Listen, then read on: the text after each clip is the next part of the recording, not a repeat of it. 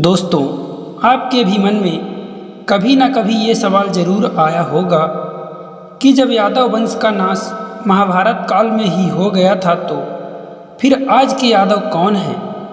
क्या ये वही यादव हैं या फिर कोई और हैं? जय श्री कृष्णा दोस्तों, भक्ति ज्ञान सारांश यूट्यूब चैनल में आपका स्वागत है। ये बात उस समय की है जब महाभारत का युद्ध समाप्त हो चुका था। सारे कौरव मारे जा चुके थे और पांडवों की विजय हो चुकी थी। धर्म जीत चुका था, अधर्म का नाश हो गया था। और जब माता गांधारी को पता लगता है कि उनके सारे पुत्रों की मृत्यु हो चुकी है तो उनके हृदय में बहुत पीड़ा होती है और उन्हें लगता है कि ये जो महाभारत में मेरे सारे पुत्र मारे गए हैं उनकी वजह सिर्फ और सिर्फ श्री कृष्ण ही हैं। इन्हीं सब बातों को याद करते हुए माता गांधारी श्री कृष्ण जी के पास जाती हैं और कहती हैं कि हे कृष्ण, तुम्हारे कारण ही मेरे सारे पुत्रों का अंत हो गया है। अब हमारे वंश में ऐसा कोई भी नहीं है जो हमारे इस वंश को आगे बढ़ाए। हे कृष्ण, तुम्हारे ही कारण मेरे वंश का नाश हो गया है। इसीलिए मैं तुम्हें श्राप देती हूँ कि जिस प्रकार से आज मेरे वंश का नाश हो गया है, एक दिन ऐसे ही तुम्हारे वंश का भी नाश हो जाएगा और तुम्हारे वंश में भी कोई नहीं बचेगा जो तुम्हारे वंश को आगे बढ़ाए। और ये श्राप देकर माता गांधारी वहाँ से चली जाती हैं और श्री कृष्ण जी ने वह श्राप मुस्कुराते हुए स्वीकार कर लिया और हस्तिनापुर राज्य में युधिष्ठिर का राज्याभिषेक करा के वहाँ से अपनी द्वारिका नगरी आ जाते हैं। और फिर उसके बाद श्री कृष्ण जी 30 वर्षों तक द्वारिका में राज करते हैं और फिर वो दिन भी आ जाता है जब पूरे यादव वंश का नाश हो जाता है।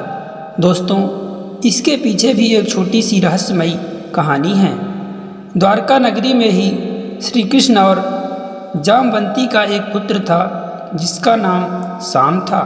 शाम श्री कृष्ण जी से एकदम अलग था और वह मांस मदिरा का भी सेवन करता था और वह स्त्रियों का सम्मान भी नहीं करता था और ना ही वह बड़े बुजुर्गों की ही बात मानता था। अर्थात आप कह सकते हैं कि शाम द्वारका का एक सबसे भिन्न राजकुमार था, जिसके कारण शाम का अपने पिता श्री कृष्ण जी से लगाव बिल्कुल ही नहीं था, क्योंकि कृष्ण जी सभी की मदद करते थे, सभी को सही रास्ते पर चलना सिखाते थे, जबकि शाम ठीक उनके विपरीत कार्य करता था। एक दिन की बात है, दुर्वासा ऋषि श्री कृष्ण जी से मिलने के लिए द्वारका नगरी में आते हैं। जैसे ही ये बात शाम को पता चली तो उसने अपने मित्रों के साथ कहा कि चलो आज दुर्वासा ऋषि से उपहास करते हैं, क्योंकि शाम श्री कृष्ण का पुत्र था, इसीलिए उसे कोई कुछ कहता भी ना था।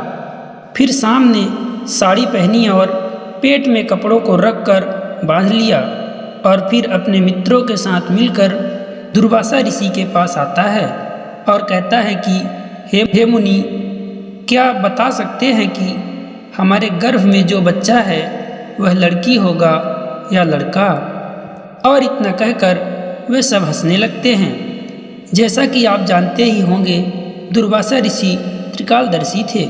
उन्होंने ध्यान लगाकर देखा तो उन्हें पता चला कि शाम और उसके जो मित्र हैं ये सब मेरे साथ उपहास कर रहे हैं। तो ऋषि दुर्वासा ने शाम को श्राप दे दिया कि जाओ, आज से 7वें दिन तुम्हारे इसी गर्भ से एक मूसल उत्पन्न होगा जो तेरे और तेरे परिवार के नाश का कारण होगा। और ये श्राप देकर दुर्वासा ऋषि द्वारिका नगरी से चले जाते हैं।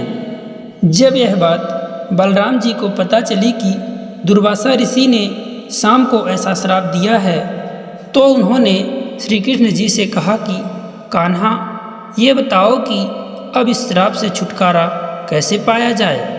तो कृष्ण जी ने कहा कि दुर्वासा ऋषि का श्राप कभी खाली नहीं जाता है, उनका श्राप फलित अवश्य ही होता है, क्योंकि दुर्वासा ऋषि शिव जी के अंश हैं। तब बलराम जी कहते हैं कि मैं अपने आँखों के सामने अपने वंश का नाश होते नहीं देख सकता। और फिर बलराम जी द्वारिका में मदिरा पान पर प्रतिबंध लगा देते हैं। फिर 7 दिनों बाद शाम के गर्भ से मूसल का जन्म होता है। जैसे ही बलराम जी को ये बात पता लगती है तो वो मूसल को लेकर सिपाहियों को दे देते हैं और कहते हैं कि जाओ और इस मूसल को पीसकर समुद्र में फेंक दो। बलराम जी की आज्ञा पाकर सिपाही उस मूसल का चूर्ण बनाकर उसे समुद्र में फेंक देते हैं और सभी द्वारकावासी सोचने लगते हैं कि अब दुर्वासा ऋषि द्वारा श्राप टल गया है, इसीलिए सभी आनंदपूर्वक जीवन व्यतीत करने लगते हैं। फिर एक दिन शाम अपने मित्रों के साथ बैठा ही रहता है कि उसका एक मित्र कहता है कि मित्र शाम, आज का दिन कितना रूखा रूखा सा लग रहा है। अगर मदिरा की व्यवस्था हो जाती तो आनंद आ जाता। अब तो दुर्वासा द्वारा दिया हुआ श्राप भी बीत चुका है। तो शाम कहता है कि मेरे जो बड़े ताऊ जी हैं उन्होंने द्वारिका में मदिरा का पूर्ण प्रतिबंध लगा दिया है, इसीलिए यहाँ तो मदिरा की व्यवस्था नहीं हो पाएगी। अगर तुम अपने राज्य से मदिरा मंगवा लो तो आनंद ही आ जाए। तब वह मित्र जो पड़ोसी राज्य का था अपने राज्य से मदिरा मंगवाता है और फिर सभी मित्र बैठकर मदिरा पीने लगते हैं और मदिरा पान करते करते उनके बीच बहस होने लगती है और वह बहस इतनी बढ़ जाती है कि वो लोग आपस में लड़ने लगते हैं। तभी उसी समय शाम की पत्नी वहाँ पर आती है और कहती है कि आप मदिरा क्यों पी रहे हैं? आप तो जानते ही हैं कि हमारे कुल का नाश होते होते बचा है। इसका कारण यह मदिरा ही थी। अपने पत्नी के मुख से ऐसी बात सुनकर शाम क्रोधित हो जाता है और कहता है कि तुम यहाँ क्यों आई हो? यहाँ से चली जाओ और यहाँ दोबारा कभी मत आना। यह बात सुनकर शाम की पत्नी रोती हुई जा ही रही होती है कि रास्ते में बलराम जी जाते हैं और रोने का कारण पूछते हैं तो शाम की पत्नी सारी बातों को बता देती है।